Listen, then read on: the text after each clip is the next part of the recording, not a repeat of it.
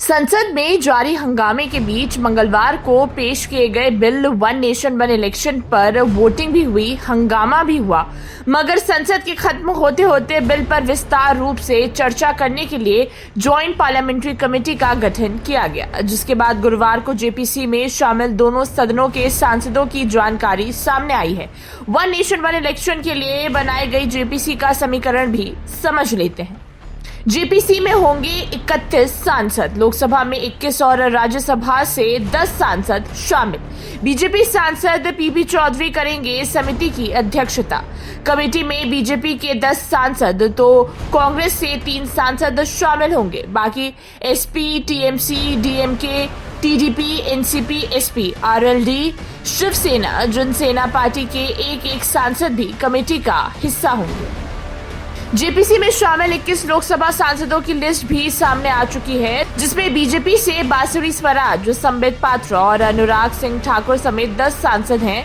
तो पहली बार सांसद बनी प्रियंका गांधी के साथ साथ कांग्रेस के मनीष तिवारी और सुखदेव भगत सिंह शामिल हैं। इसके अलावा सपा, टीएमके, टीडीपी समेत 8 अन्य पार्टियों से एक सांसद को जेपीसी का सदस्य बनाया गया है। फिलहाल जेपीसी में शामिल 31 सांसदों में से 21 का नाम सामने आया है। वन नेशन वन इलेक्शन के लिए गठित जेपीसी में शामिल 10 राज्यसभा सांसदों का नाम आना अभी बाकी है। जेपीसी में किन 2 बिल में बदलाव को लेकर होगी चर्चा, वो भी जानना जरूरी है।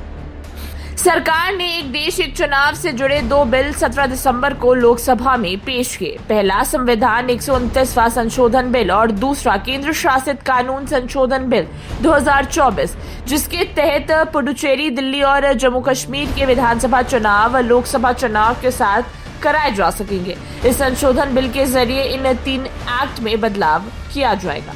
समिति को अगले सत्र के आखिरी हफ्ते तक अपनी रिपोर्ट पेश करनी है। कमेटी लोकसभा और राज्य विधानसभाओं के लिए एक साथ चुनाव कराने की रूपरेखा पर गहन विचार करेगी और तमाम पहलुओं को देखने के बाद समिति पक्ष विपक्ष और विशेषज्ञों से चर्चा के बाद अपनी रिपोर्ट सरकार को सौंपेगी। फिलहाल जेपीसी में सिर्फ लोकसभा से शामिल किए गए सांसदों के नामों का ऐलान किया गया है।